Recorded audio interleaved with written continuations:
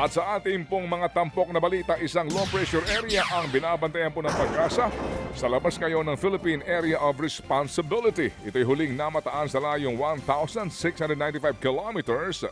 Opo, sa area po ito ng silangan ng extreme northern Luzon. Pero ito po'y maliit ang tsansa na maging ganap na bagyo. Kahapon po'y binaha ang ilang lugar sa Metro Manila dahil nga po sa malakas na buhos ng ulan. At ayon po sa Pag-asa, ito epekto pa rin ng umiiral na southwest monsoon o habagat na magpapatuloy hanggang ngayong araw. Maghahatid rin po ng mga pag-ulan ang habagat sa ilang bahagi po ng Luzon, Kabisayaan at maging sa Mindanao. Dahil sa masamang panahon, nagkansela na nga ng pasok ang ilang lugar ngayong araw, Miyerkules. Suspendido na po ang pasok sa lahat ng antas sa Muntinlupa, Las Piñas, Biñan, maging sa San Pedro City sa Laguna at sa Laurel sa Batangas. Suspendido na rin ang klase sa lahat ng antas sa buong Cavite. Samantala po naman, bantay sarado po ng Philippine National Police ang ilang mga lugar na hinihinalang pinagtapunan o pinaglibingan ng mga nawawalang sabongero. Matipid po sa detalye sa ngayon ang PNP, pero isa-isa raw ho nilang natutukoy na at binabantayan ang mga lugar na posibleng pinagtapunan sa mga labi para ito'y hindi magalaw.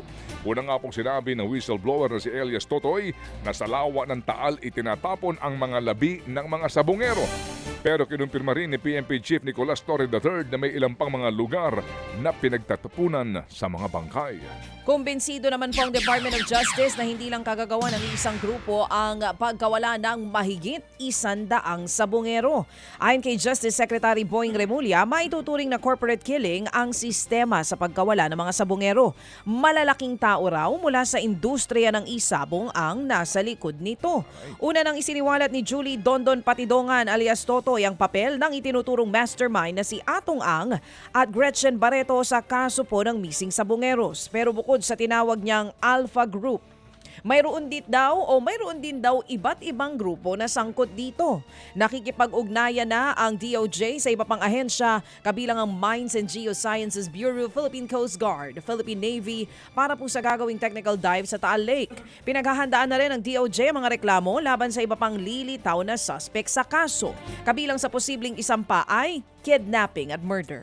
Samantala po naman sa iba pang mga tampok na balita, isinusulong ngayon ng ilang mambabatas ang paghihigpit raw sa regulasyon ng mga pasugalan online imbis na ipagbawal na ito ng tuluyan. Una nga pong inihain ng ilang senador, ang sinasabi daw pong total ban sa online sugal. Pero mayroong iba po namang mga senador na nagsasabi na higpitan lang muna. Isinusulong po sa panukala ng ilang senador na wag nang magamit pa lahat ng e-wallets sa online gambling. Sa ngayon kasi po ay madaling makapaglaro at tumaya sa mga e-wallets na mayroon direktang link sa mga gambling site. Bukod po sa mga naturang panukala, ganito rin po ang isinusulong ng ilang pang mga mambabatas. Ayon po sa Palasyo ng Malacanang, minumungkahi po sa kanila ng Finance Department na buwisan na lamang daw ang online gambling. Bakit ngayon ba walang buwis? Meron na. Kumbaga laki-lakihan ang buwis. Pero buwelta ho naman ng ilang mga mambabatas, hindi na ho pagpapataw ng buwis ang solusyon, lalo pa tinagurian na raw pong gambling capital ng Pilipinas sa dami ng mga casino.